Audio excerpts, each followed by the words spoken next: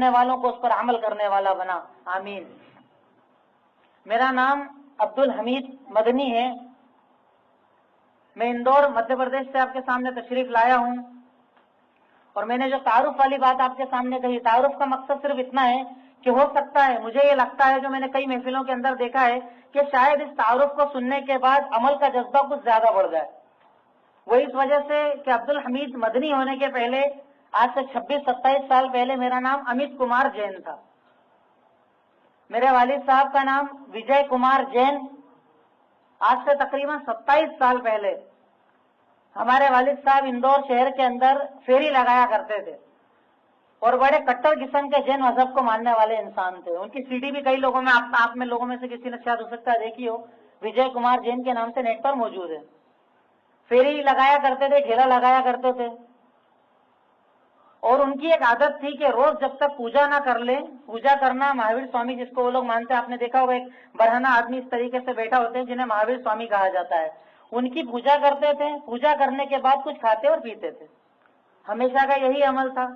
ایک مرتبہ اسی طرح سے پوجا کی، پرساد بانٹنا شروع کیا، تو اس سماج کے اندر ان دکانداروں میں، جیسا کہ آج ہم لوگوں سے بھی کئی جگہ کٹائی ہو جاتی ہے کہ کوئی اس طرح سے آدمی آ کے ہمیں پرساد دے، ہم کیا کرتے ہیں، الحمدللہ کوئی مسلمان کھاتا نہیں ہے، لیکن کیا کرتا ہے، لے کر پھینک دیتا ہے یا کچھ اور کرتا ہے، کیوں کہ وہ برا مان جائے گا، کیا سوچے گا۔ لیکن ہم لوگ آپ کے سامنے اس بات کی دلیل ہیں کہ اگر آپ اس پرساد کو نہ لیں تو ہو سکتا ہے کہ انسان مسلمان ہو جائے۔ ہمارے والد صاحب کے اسلام میں آنے کی بڑی وجہ یہ پرساد بنا، انہوں نے پرساد بانٹا، سب لوگ لے لیا کرتے تھے۔ ایک مسلمان اس محفل کے اندر آیا، اس علاقے کے اندر دکان لگانے آیا، اس نے کہا کہ بھائی یہ میں پرساد نہیں لے سکتا۔ ہمارے والد صاحب کو بڑا تعجب ہوا کہ پرساد لینے میں کیا مسئلہ ہے۔ اس نے کہا بھائی میں ایک اللہ رب العالمین کے سوا کسی کا چڑھایا ہوا نہیں کھاتا ہوں۔ ہمارے والد صاحب نے کہا میں بھی ایک مہاویر سوامی کا کھاتا ہوں، اس کے سوا کسی اور کا نہیں کھاتا ہوں۔ اس آدمی نے، اس مسلمان نے جواب دیا کہ تمہارا، جن کی تم عبادت کرتے ہو وہ تمہاری ہی طرح ایک انسان تھے، اور میں جس اللہ رب العالمین کے نام کا کھاتا ہوں وہ انسان نہیں ہے، وہ تمام انسانوں کا پیدا کرنے والا ہے۔ بس یہ بات سننا تھی۔ ان کے دماغ کے اندر وہ سوال جو بچپن میں تھا پیدا ہو گیا کہ جب مہاویر سوامی خود ہماری ہی طرح ایک انسان ہے، ہم ان کی پوجا کیوں کریں، ان کی اپاسنا کیوں کریں، ان کی پرستش کیوں کریں، کیوں نہ ہم اس معبود کو تلاش کریں جن کی عبادت خود مہاویر سوامی بھی کرتے تھے، اور ان کی طرح اس دنیا کے اندر جتنے بھی لوگ تھے وہ پوجا کیا کرتے تھے، وہ عبادت کیا کرتے تھے۔ اور ہمارے والد صاحب بچپن سے ایک بات کہا کرتے تھے کہ اس کائنات کے اندر جتنے بھی لوگ ہیں، جتنے بھی لوگ، جتنے اچھے بڑے، چاہے وہ ادھر دیکھا جائے چاہے ادھر دیکھا جائے، چاہے وہ پیر ہوں، فقیر ہوں، ولی ہوں، کوئی بھی ہو، ہمارے والد صاحب ایک چیز سوچا کرتے تھے، ان کے دماغ میں خیال آیا کرتا تھا کہ اس کائنات کے اندر جتنے بھی لوگ ہیں وہ سب کے سب کیا ہیں، آدرنیہ ہیں، قابل احترام ہیں، پوجنیہ نہیں ہیں۔ ان کا کیا ماننا تھا کہ اس دنیا کے اندر جتنے بھی لوگ ہیں، اللہ کو چھوڑ دیا جائے، ایک معبود کو چھوڑ دیا جائے تو وہ سب آدرنیہ ہیں، عزت کے قابل ہیں، پوجا کے قابل، عبادت کے قابل صرف ایک ذات ہے۔ یہ سوال بچپن میں تھا لیکن دبا دیا گیا۔ الحمدللہ جب پرساد دیا، نہیں لیا اور یہ بات کہی تو وہ سوال واپس ان کے دماغ کے اندر آ گیا۔ اسٹڈی شروع کی، پڑھائی شروع کی۔ الحمدللہ 1 سال سے زیادہ کی مدت تک انہوں نے پڑھائی کی۔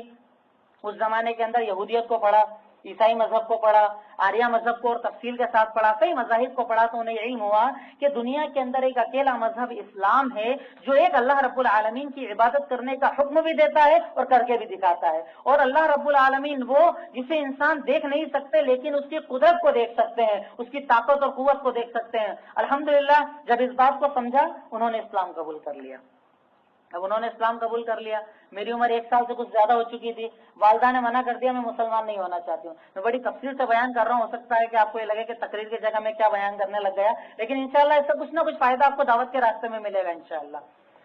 اب ایک کمرے کے اندر رہتے تھے، ہمارے والد صاحب کو والدہ سے بہت زیادہ محبت تھی، کیونکہ جب اسلام لانے کے پہلے بھی کئی معاملات ایسے آئے جس میں والدہ نے بہت ساتھ دیا تھا، تو والد صاحب کیا کرتے تھے، ایک کمرہ چھوٹا سا تھا، اس میں پردہ باندھ دیا، ایک طرف پوجا ہوتی تھی ایک طرف نماز ہوتی تھی۔ والد صاحب نے کہہ دیا کہ تم میرے لیے حرام ہو چکی، اب میں تمہیں چھو نہیں سکتا کیونکہ تم اسلام میں نہیں ہو، تم اسلام کو سمجھو، اسلام پر غور کرو۔ قرآن انہیں دے دیا، کتابیں انہیں دے دی ہندی کے اندر، ادھر پوجا ہوتی تھی ادھر نماز ہوتی تھی۔ والد صاحب روز رات میں اٹھتے اور دعا کرتے زور زور سے کہ اللہ رب العالمین یا تو اس عورت کو موت دے دے یا اس عورت کو اسلام دے دے، اور اگر یہ مسلمان ہوئی تو میں بڑے بیٹے کو تیری راہ میں لگا دوں گا، والدہ بڑا تعجب کرتی کہ انہیں مجھ سے اتنی محبت تھی, آج اسلام کے بعد میرے موت کی دعا کرتے ہو. تو کہتے تھے تو مر جائے گی تو میرا ٹینشن ختم, فتنے میں نہیں آؤں گا, زندہ رہی تو ہو سکتا ہے میں تیری وجہ سے فتنے کے اندر آ جاؤں. اور ایک بار رمضان کا موقع تھا, رمضان کے اندر والد صاحب عبادت کرتے کرتے گھر سے گئے اور کہنے لگے میں کتنا بد نصیب ہوں کہ میرے گھر کے تقریباً 5-6-7 مہینے گزر چکے اس بات کو, اسی حالت میں رہتے تھے. تو کہنے لگے میں بڑا بد نصیب ہوں کہ میرے گھر کے اندر برکت کے فرشتے نہیں آئیں گے. والدہ نے تعجب سے پوچھا ایسا کیا معاملہ, کیوں آپ کہہ رہے ہیں؟ کیونکہ جس گھر کے اندر تصویریں لگی ہوئی ہوتی ہیں, ہمارے الحمدللہ آج دیکھیے الحمدللہ یعنی افسوس ہونا چاہیے اس کام کے اوپر, آج مسلمانوں کے گھروں کے اندر بھی تصویریں لگی ہوئی ہوتی ہے. اور میں آپ کو کہاں کی بات پیش کر رہا ہوں اس پہ غور کیجیے گا. کیا کہہ رہے ہیں والد صاحب کہ جس گھر کے اندر تصویر ہوتی ہے اس گھر کے اندر فرشتے نہیں آتے ہیں. بڑا افسوس ہے مجھے کہ رمضان کے مہینے میں میرے گھر کے اندر فرشتے نہیں آئیں گے. یہ بات بول کر گھر سے باہر نکلے, 1-2 گھنٹے کے بعد جب گھر کے اندر آئے تو کیا دیکھا کہ والدہ گھر کے باہر بیٹھی ہوئی ہیں, کچھ کتابیں اور تصویروں کو آگ لگا رہی ہیں. پوچھا کیا بات ہے, یہ سب کیا کر رہی ہو؟ تو انہوں نے کہا بس آج سے لا الہ الا اللہ محمد الرسول اللہ, کوئی زبردستی نہیں, کوئی سختی نہیں, کتاب دے دی, قرآن دے دیا, خود تلاوت کی, خود پڑھا اور الحمدللہ اسلام قبول کر لیا. اس کے بعد جیسا کہ انہوں نے ارادہ کیا تھا, نظر مانی تھی کہ اگر یہ مسلمان ہو گئی تو بڑے بیٹے کو تیری راہ میں لگانا ہے. الحمدللہ مجھے مالیگاؤں پڑھنے کے لیے بھیجا, میں نے وہاں سے 10 سال کے اندر عالمیت اور فضیلت کی. اور اس کے بعد دیکھیے اگر مسلمان یہ سوچے کہ دین کا کام کون کرے گا, میں کروں گا, تو یہ سوچ ہماری بے وقوفی ہے. کیا ہے؟ بے وقوفی ہے. اللہ رب العالمین ہم جیسے لوگوں کے ذریعے یہ مسلمانوں کو بتانا چاہتا ہے کہ غور کرو اپنے اوپر, اگر ابھی بھی نہیں سدھرو گے تو دیکھو اللہ کہاں سے اٹھا کے لائے گا. کیا کیا اللہ رب العالمین نے؟ پہلے تو یہاں پر عالم بنا دیا, چلو یہ آسان بات ہے, مدرسے گئے پڑھ کے آ گئے. وہ اسلامک یونیورسٹی جس میں ہزاروں کی تعداد میں فارم جاتے ہیں, 10,000 15,000 فارم جمع ہوتے ہیں, اس میں کچھ بچوں کو چنا جاتا ہے. والد صاحب حج کرنے کے لیے گئے, جامعہ پہنچے, ہمارے ایک ساتھی ہیں وہاں پر وسیم بھائی, ان کے ذریعے وہاں کے وکیل جامعہ سے ملاقات ہوئی اور انہوں نے کیا کہا کہ کاغذ دو میں اس بچے کا ایڈمیشن لے لیتا ہوں. الحمدللہ دنیا کی سب سے بڑی اسلامک یونیورسٹی مدینہ منورہ کے اندر اللہ رب العالمین نے 4 سال پڑھنے کی توفیق دی. یہ انعام ہے کہ نہیں اللہ کا؟ یعنی آپ اللہ کے راستے میں رہیں گے تو اللہ مدد کرے گا کہ نہیں کرے گا؟ اور اگر ہم عمل نہیں کریں گے تو مندر میں گھنٹی بجانے والوں کو کہاں پہنچائے گا؟ مدینہ پہنچا دے گا. کہاں پہنچائے گا؟ عالم بھی بنائے گا اور دین کا کام بھی لے گا. سوچنے والی بات ہے. الحمدللہ آج ہمارا گھرانہ یعنی میں, میری والدہ, والد صاحب اور میرے 2 چھوٹے بھائی, الحمدللہ ہم سب مسلمان ہیں, لیکن ہمارے علاوہ جتنا بھی خاندان ہے ہمارا پورا جین مذہب کو فالو کرتا ہے. آپ لوگوں سے گزارش بھی ہے کہ آپ لوگ دعا کیجئے کہ اللہ رب العالمین ان تمام کو بھی اس دین کے اندر داخل ہونے کی توفیق عطا فرمائے. آمین.